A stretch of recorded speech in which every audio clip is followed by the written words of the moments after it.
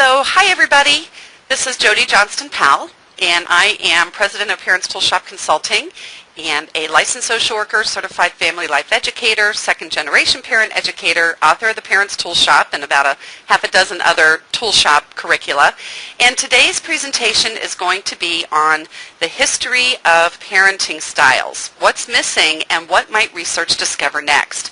And the reason I'm doing this particular presentation is because Parents Tool Shop is one of the few parenting curricula that teaches 5 parenting styles, and I sometimes get the question why that is. So in the original, the original parenting styles, there were 3 parenting styles. And those were from one of the very first parent education curricula, which was PET, Parent Effectiveness Training. That was back in the 60s. STEP, which was Systematic Training for Effective Parenting in the 70s, and Active Parenting in the 80s. And that was during the time that I was developing Parents Tool Shop. And as I mentioned, I'm second-generation parent educator. So my parents were originally trained in PET, then in STEP. STEP was the first program that I taught. And back then, the teachings about parenting styles was that there were 3 parenting styles: autocratic, permissive, and democratic. Autocratic was, the overall style was that there were a lot of limits with too few choices. Parents had rights and deserved respect, but not children. And it was kind of more of a dictator kind of a parenting style where parents would dictate the rules, give commands, and would tend to punish in ways that children might perceive as harsh or unfair. And the long-term effects of that were identified as rebellion, resentment, revenge, or, on the other hand, kind of the other extreme, is blind obedience that could put children at risk. The other parenting style was the opposite of that, which was permissive, where the parent didn't set enough limits, have rules, or much structure, and let children just kind of do whatever they wanted to do, to be their friend, that kind of thing. And the long-term consequences of that were identified that the child would end up developing this sense of entitlement. They may become, quote, spoiled, have difficulty operating in structured settings, or resist or lack respect for authority. And then the third parenting style was called democratic. And the definition of that was that the parent, it was in between those 2 other parenting styles, and that the parent would set limits and have rules and structure, but also offer children choices and freedom within those limits. Had more open, effective, two-way communication, and used much more respectful discipline. And that the long-term consequences were that for what most parents have as their goals for parenting, that democratic parenting would lead to those outcomes best. The problem was that the term democratic was very confusing. As I first started teaching parenting styles, this term democratic, it's like people go, well, in the U.S. we have 2 major political parties. One's called the Democrats and one's called the Republicans. And so Republicans would say, well, what, I have to be a Democrat in order to be an effective parent? Or, well, is this a democracy? Do children vote on every decision? And if I have 3 children, 2 parents are always going to be outvoted? Or is this a democracy where we're all equal and parents don't have any authority? And so I and other people who were teaching these 3 styles were constantly having to provide clarifications. Well, in about the 80s, then their research found that there were 4 parenting styles, and one was added to that. These were now called Authoritarian, which replaced the name of autocratic. Permissive was still there.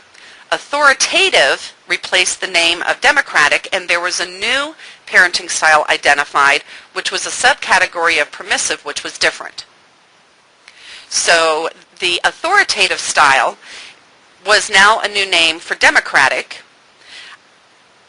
The authoritarian was the new name for autocratic.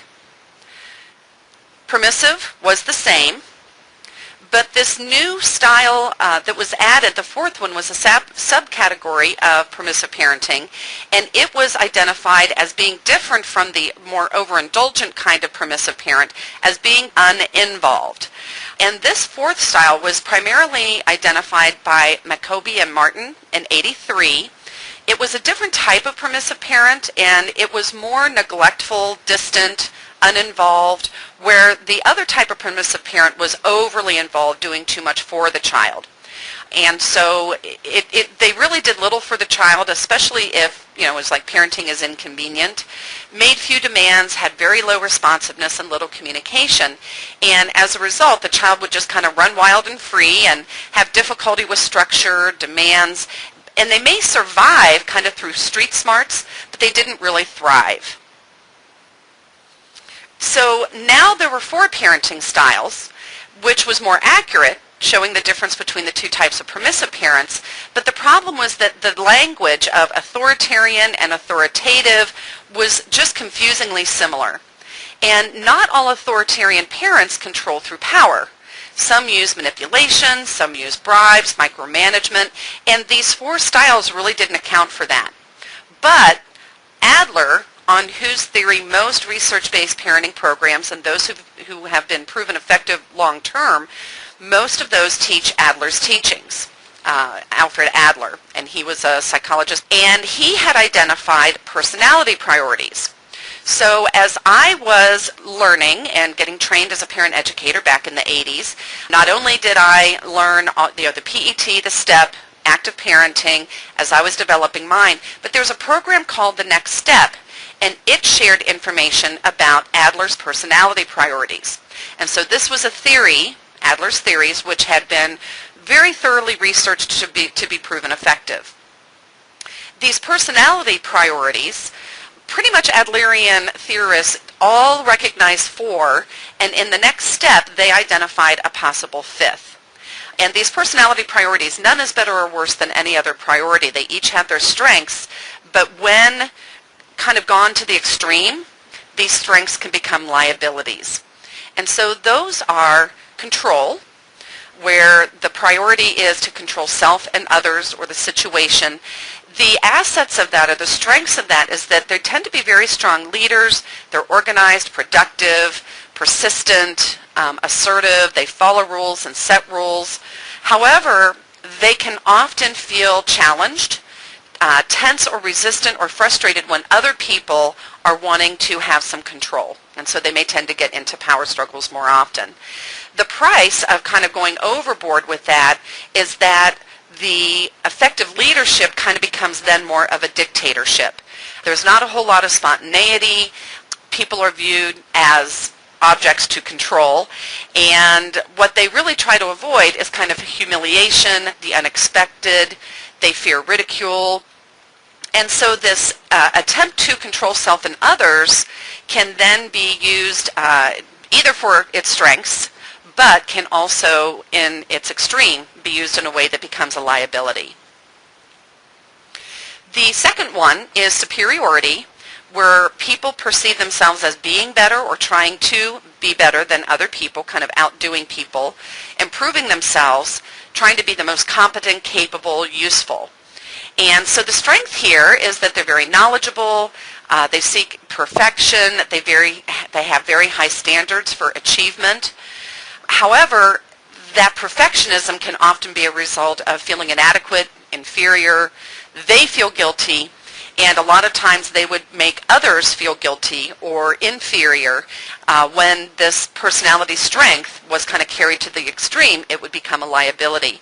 And so other people themselves, those with the superiority personality, might feel overburdened, overly responsible, overly involved. But the effects on others is that others would often feel inferior, and this superiority would then kind of trigger other people's insecurities also.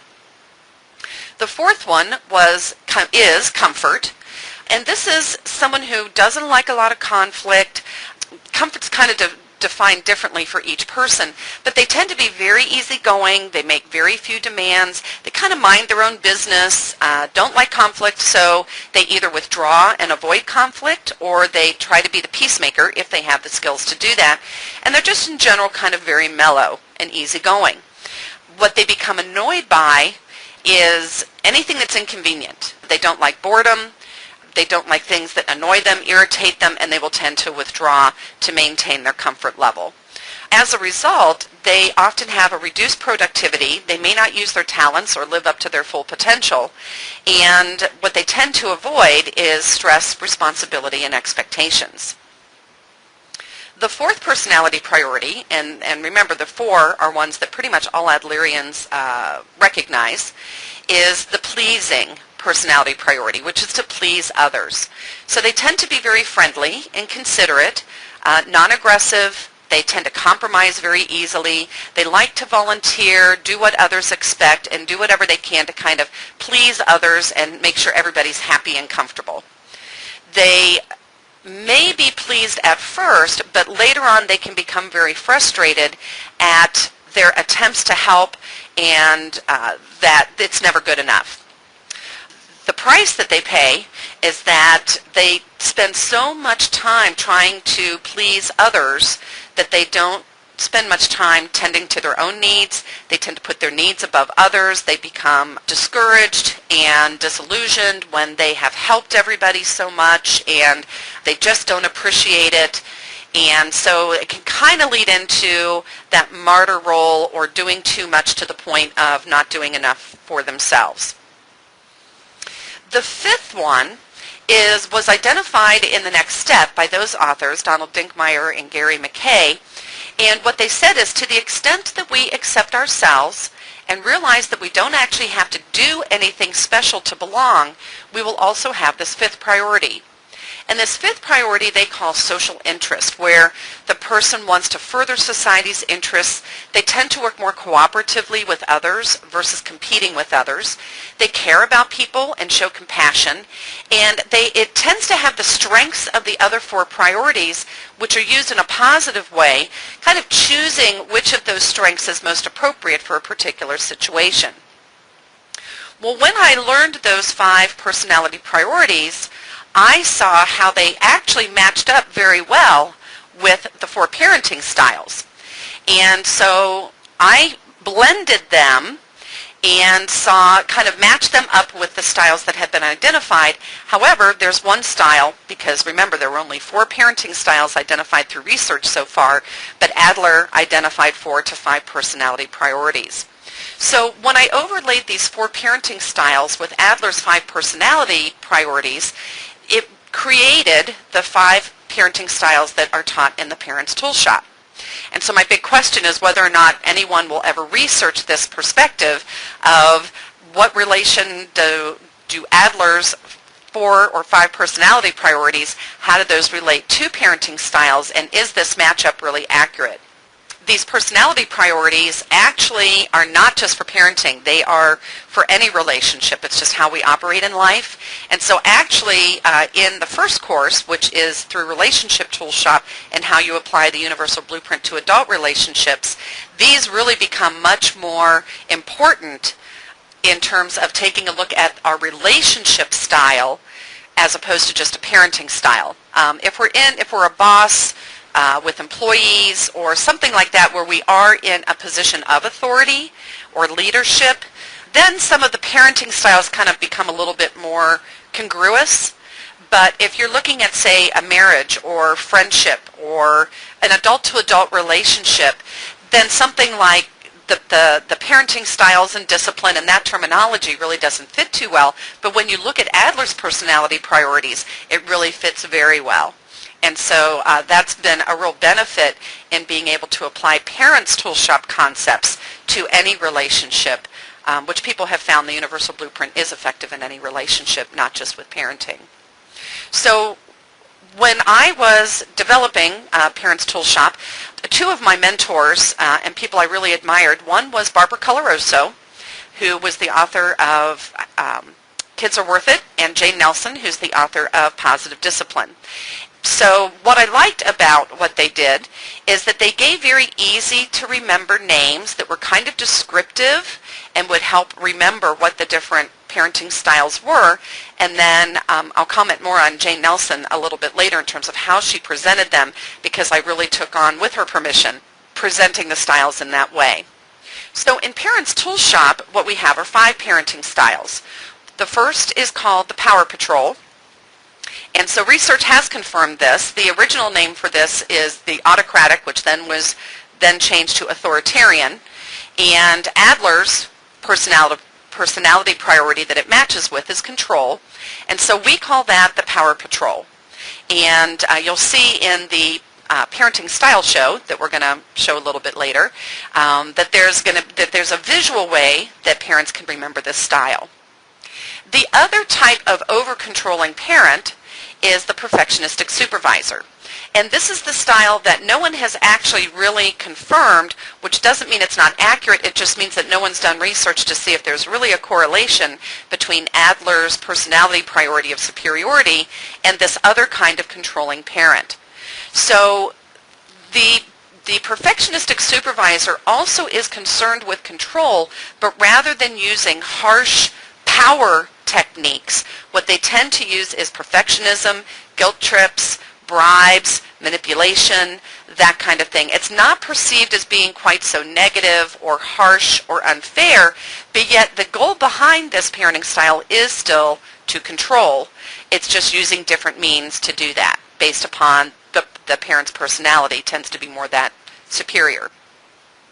The other, on the other extreme, the most extreme permissive, is what Parents Toolshop calls the avoider. And so this is that fourth parenting style that was identified later as uninvolved. It matches very closely with Adler's personality priority of comfort, and so Parents Toolshop calls that the avoider.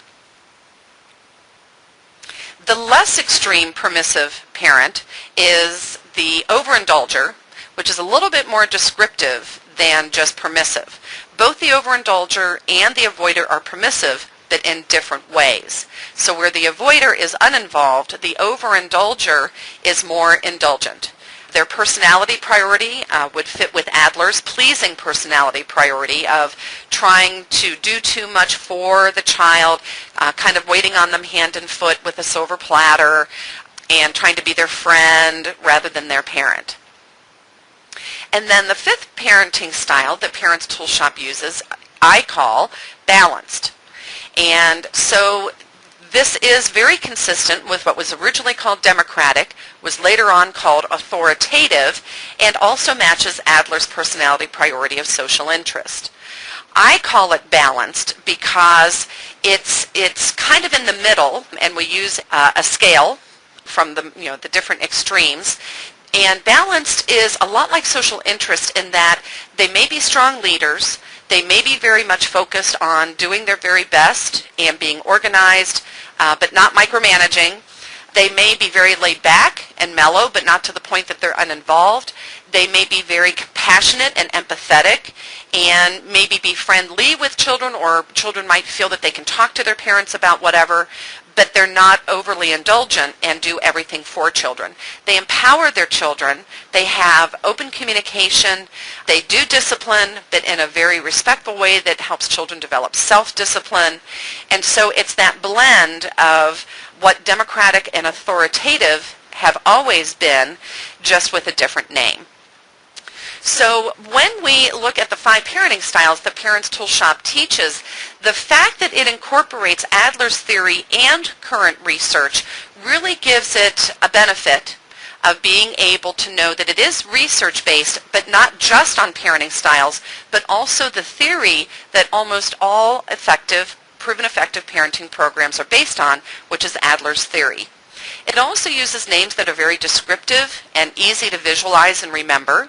And they're presented in a more strength goal-focused way, so that when parents set their goals of what outcomes they want, and then they look at the 5 parenting styles, they're able to see for themselves whether or not the outcomes of the 5 different parenting styles are the outcomes that they're wanting. If they're not the outcomes that they want, then they're able to see themselves which style would be most likely to help them reach those goals, which almost across the board is the balanced parenting style. And the way that I present that is with a parenting style show, and this is on Parents Toolshop YouTube channel. Gentlemen, today we have a parenting style show.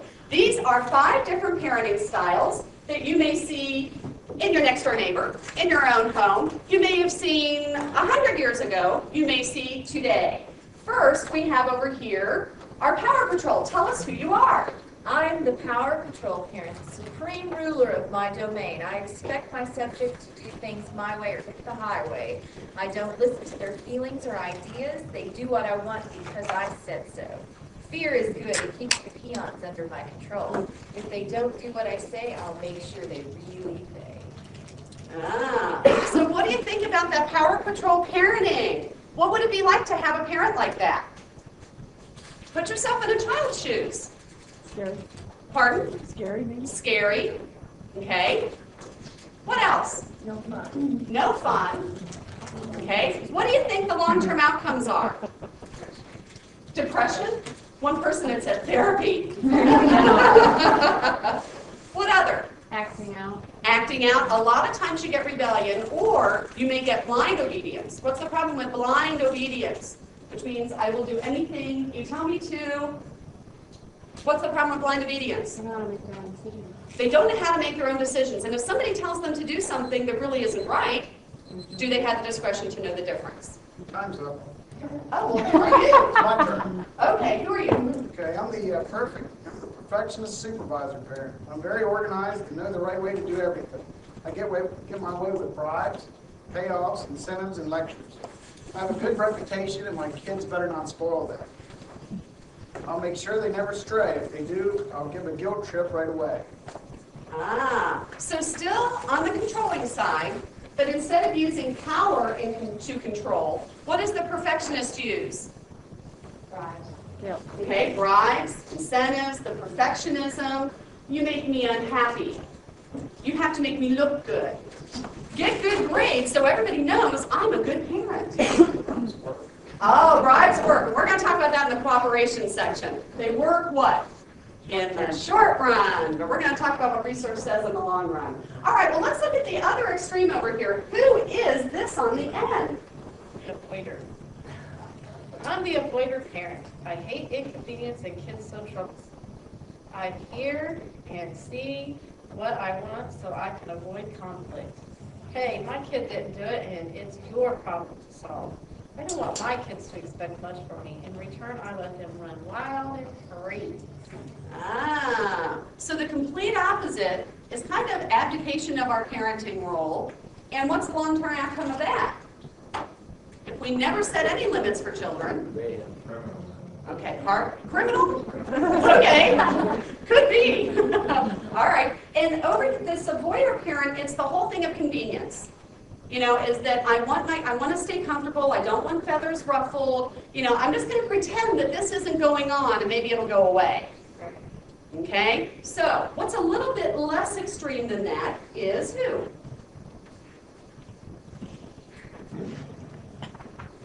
I'm the overindulgent parent.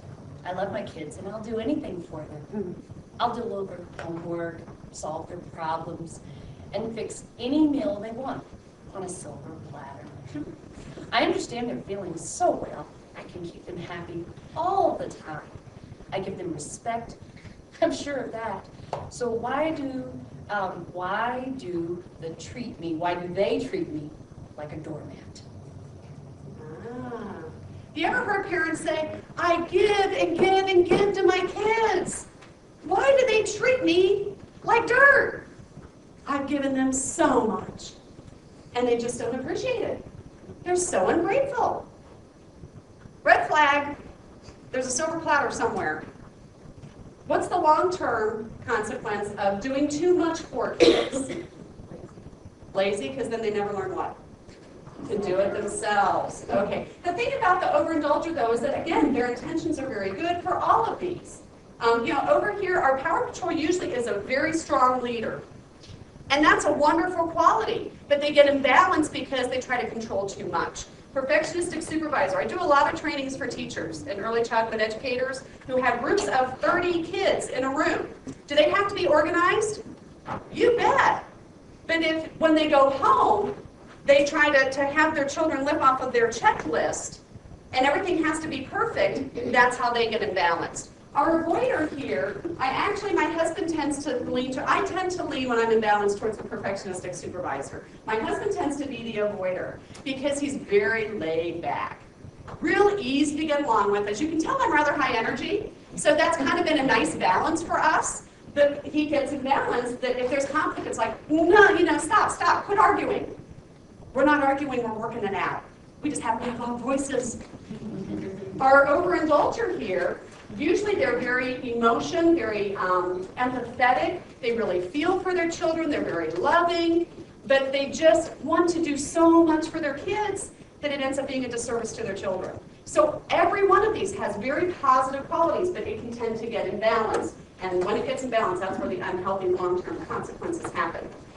But we haven't heard from our person in the middle here. Who is this? I'm the balanced parent. I want to raise responsible, self-disciplined adults, so I teach my kids the skills they need to succeed in life. They learn self-control, decision-making, and the value behind my rules. They are part of the family team. I get respect. I set respectful, reasonable boundaries and let my children make choices within my bottom line limits. I help my children learn from their mistakes by holding them accountable for the outcomes of their behavior choices. All this prevents a lot of problems, but when they arise, we find a win-win solution. My kids can share their feelings and have a say, but might not always get their own way. All right, before you all sit down, I want each of you to read the last sentence of your card. Okay? Read yours. If they don't do what I say, I'll make sure they really pay. Perfectionistic? I'll make sure they never stray. If they do, I'll give a guilt trip right away. Okay. Avoider? I don't want my kids to expect much from me. In return, I let them run wild and free. Okay. Overindulger? I give them respect, I'm sure of that. So why do they treat me like a doormat? Okay, and the last line of yours? My kids can share their feelings and have a say, but might not always get their own way. Okay, keep those in mind throughout the rest of our discussion. Give everybody a round of applause for our model.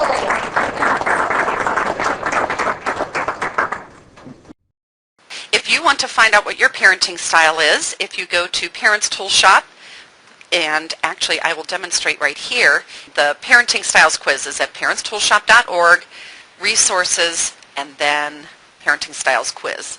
And so you can just take that there, and there's some scoring on it.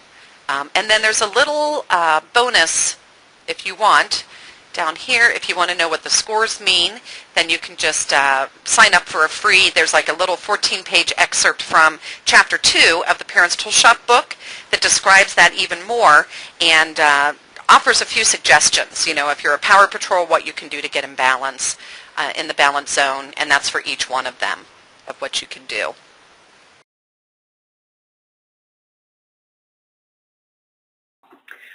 In June of this year, there was a new parenting study, research study out on parenting styles. They called it parenting methods, and they looked at the methods the parents used and the outcomes the children had long term. And they were mainly looking at high incomes, high happiness, academic success, and a strong sense of morality.